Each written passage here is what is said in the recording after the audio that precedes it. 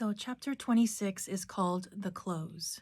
So, the close is a little bit more nuanced, but there are some like guidelines or maybe things to follow in this chapter. So, the authors are basically saying do not corner the prospect with pressure, right? So, don't just give them one choice and then they're just going to say no.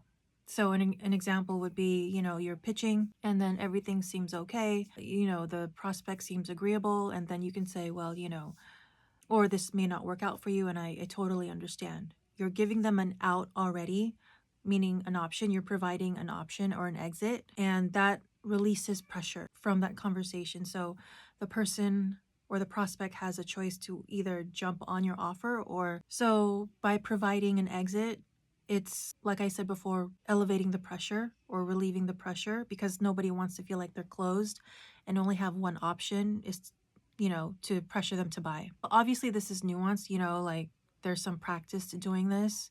It helps the prospect make it seem like you understand them and empathize with them and totally understand that it may not be a fit. And the fact that you are giving them an exit, most likely they will jump on your offer because they're not feeling pressured. And obviously, I'm going to have to read from the chapter like I always do because they explain it way more, much better than I do. And it says here on page 155, and I quote, all buying decisions of any significant amount are emotional decisions.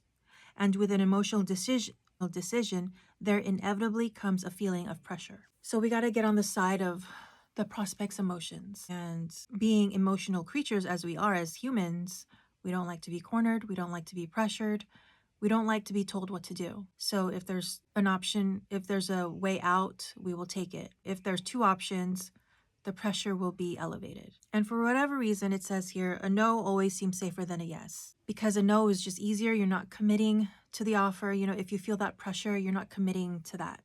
So people will say no and they'll exit. And they also mentioned that obviously creating value is like the overall theme of this whole book. But it says here, and I quote, we want to create a process that includes the other person, not one that confronts the other person. So rather than focusing on the closing, we like to focus on opening. So I think what they mean by the opening is like giving them options, not cornering them. And it says here, in order for us to serve them, first, apply no pressure, none. And second, always honor the possibility that they may feel an urge to seek an escape route. And with that said, just provide it, just say like, hey, out of all this, I know it seems good, whatever your pitch or however you want to say things. But obviously, no pressure. This is your choice. You kind of want to make it seem like it's their decision to buy the offer or buy. Let's see. You want to open the dialogue to more possibilities. So somewhere in that, your pitch, you provide all the benefits and what they can do with it, and then, just be understanding. So the close to me is there's just a lot of nuance because you have to like truly understand where your prospect or customer is coming from and hear their tone, hear out their concerns, question the objections, like find out, you know what I mean? Find out what their concerns are, which is the objection. And, apply no pressure, just talking to like a person and, give them a soft out as an option. Of course, there's an example here of that. And so there's an example of someone trying to reach someone and he's talking to the assistant. A salesperson's talking to the assistant and the assistant is the access to this person that the salesperson wants to talk to, but the assistant's blocking, right? And so the salesperson says all the things he wants to say, how it'll benefit, his boss. And then at the end, I think this is Bob's example. So at the end, he goes, if you don't do it, I'll definitely understand. So that's creating an out for the assistant, right? And then the assistant goes, he speaks up with a different tone of voice and he goes, I don't know, he begins. I'll see what I can do. Because with those words, if I can't do it, I'll definitely understand. He relieved the pressure. And so the assistant was reconsidering his intent of letting the salesperson have access to his boss. So that's just one light example. Of course, there's many different ones. Of course, this takes practice and real life experience only could tell how this is going to go. But it definitely makes sense to apply no pressure and to provide options for the potential buyer. Yeah, the close is a tricky one, I think. I think it takes a lot of practice, like role play in a learning environment, and as well as experience in actual life, in the actual workforce. So, but yeah, it's a nice thing to consider, to give them options and apply no pressure, because we all don't want to feel that. We all don't want to feel like we're being sold and have only one option. But yeah, that's my review for now. Hi, so we are on chapter 27, Silence. And this is the last chapter not in the book, but in the Law of Authenticity, I believe. Yes, the Law of Authenticity. Now, 27 is called Silence. So the main premise of this chapter is that we have to be intentional of what we say. And it's okay to take pauses. It's okay to take your time. You really want the words to come from you and not from somebody else. And so silence is good, pausing is good, because it gives us time to think about what we want to say next instead of rambling on. And so the authors say here about inexperienced salespeople, the most common way inexperienced salespeople shoot themselves in the foot is by saying too much when they talk about their product or service.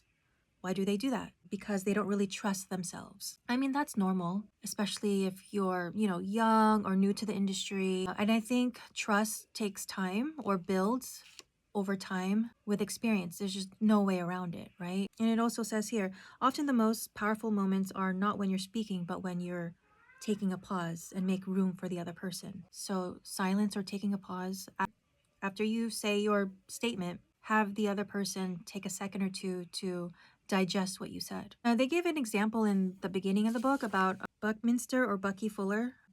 He had a life tragedy about his daughter passed, and he almost committed suicide, according to the first paragraph in this chapter.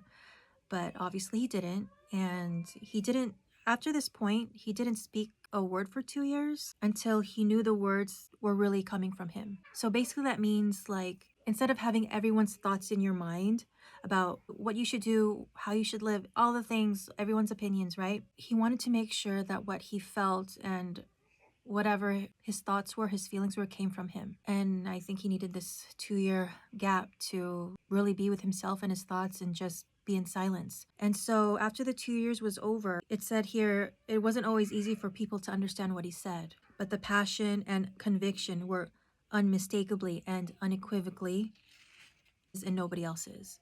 So he was very intentional of what he said.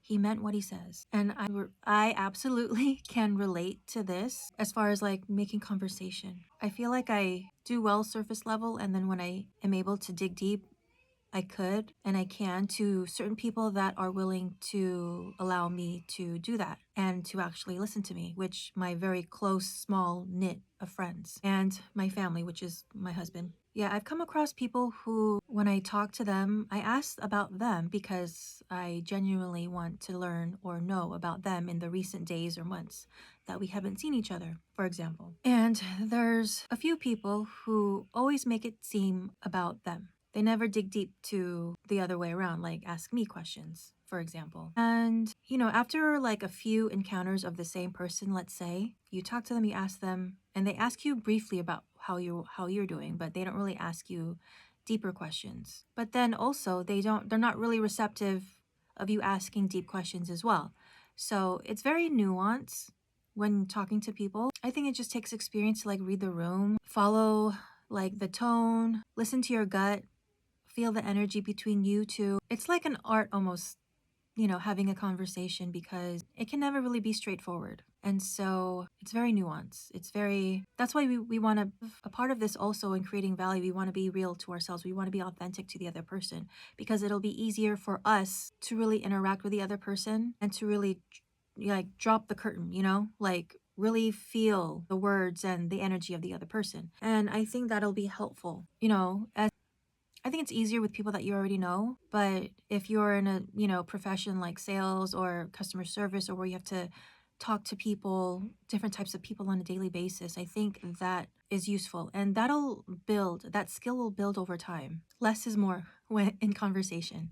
So this is a very short chapter, so I'm just kind of recapping, and We have one more section and about 4 more short chapters. So before I leave, before I finish this, it's the next section is called the Law of The key to effective giving is to stay open to receiving.